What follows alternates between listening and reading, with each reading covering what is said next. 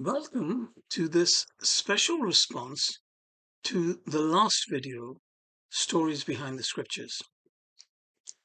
The question was, I was misrepresenting the Scriptures, and of course I responded to that in the comments section, and I felt that the best way was to present a special video to address this allegation. So please check out my response in the comments section of Who Taught the Ransom? This was the video posted on Tuesday, the 8th of July. Now, remember, Jesus spoke and taught in Hebrew, the language of the people in Galilee. Now, I will be posting a video later on dealing with the issue of what language Jesus used. Here we are. So, returning to the Shem Tov Hebrew Gospel of Matthew, Matthew 26 and verse 28 reads quite differently from the Greek-based New Testament versions. Now, here's a translation from George Howard's reconstruction of the Shem Tov manuscript, which of course we find in the British Library. Matthew 26 and verse 28 reads this way in the Hebrew Matthew: "For this is the blood of the covenant for the sake of many for the forgiveness of sins." However, notably, and here's the critical point, the phrase "for the forgiveness of sins" is actually absent in the earlier Shem Tov manuscripts. George Howard noted that this phrase in the Hebrew, and I'm not going to try and read it, does not appear in 9 of the 12 manuscripts he examined. So the more accurate rendering, based on the majority of the Shem Tov manuscripts, is, "For this is my blood of the covenant, which is for many." My blood of the covenant, which is for many. And I've got the Hebrew underlined there, which again, I'm not even going to try and pronounce. So what are the key differences?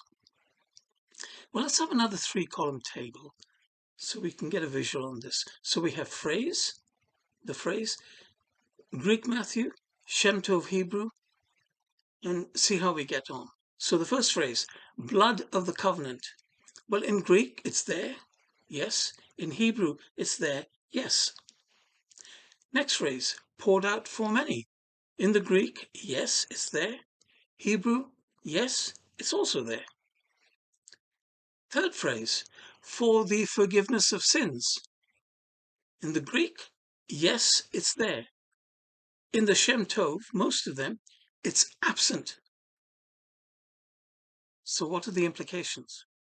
You see, this omission supports the idea that the original emphasis of the saying may have been covenantal and not communal, not atoning or sacrificial in the later theological sense, which was developed by Paul. It aligns more with a renewal of covenant than a Levitical sin offering. However, that is not all. So if we go a little further in the text to Matthew 27 and verse 46, and Jesus' dying words, we notice how the Greek text unwittingly reveals its own interpolation. In the Shem Tov Hebrew Gospel, Matthew 27 and verse 46, it preserves Jesus' dying words in Hebrew, not Aramaic. And here is how the verse appears in that version of Shem Tov, based on George Howard's translation. Matthew 27 and verse 46. It reads, "Eli, Eli, lama ezavtani, ezavtani." Translating, my God, why have you forsaken me?" And this matches with Psalm 22 verse 1, which of course he was quoting from in biblical Hebrew. Now, contrast that.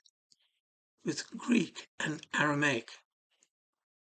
In the Greek manuscripts, and we're going to take the Nestle Aland manuscript, the words are rendered as, wait for it, Eli, Eli, lima sabachthani, sabachthani, which the Greek text notes being in Aramaic, followed by the Greek translation.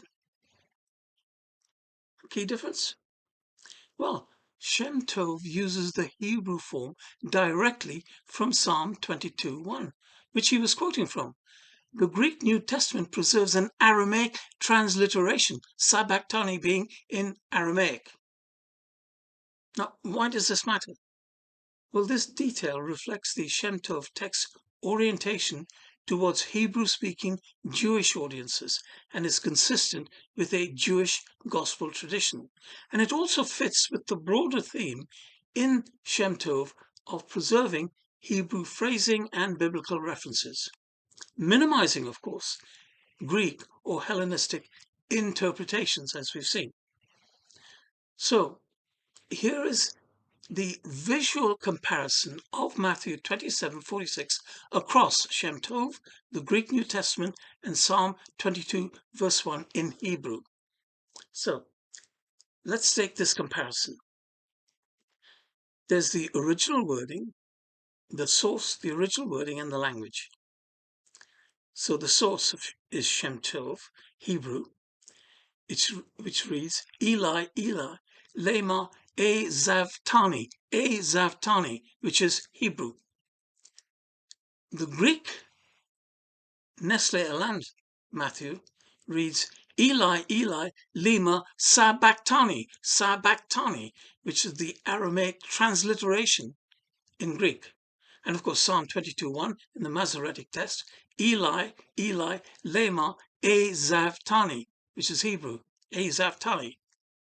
So I hope this clears up the confusion surrounding the original Hebrew as compared with the Greek translation. There is, of course, more that we can discern from this Hebrew gospel, but I will leave that for another video. But may I just point you to the upcoming Series 4, which begins by taking a historical look at the development of this sacrificial theology in the Hebrew religion and culture, and why Jesus and the other prophets railed so much against these blood sacrifices. So something to look forward to. But until then, thank you very much, and see you next time.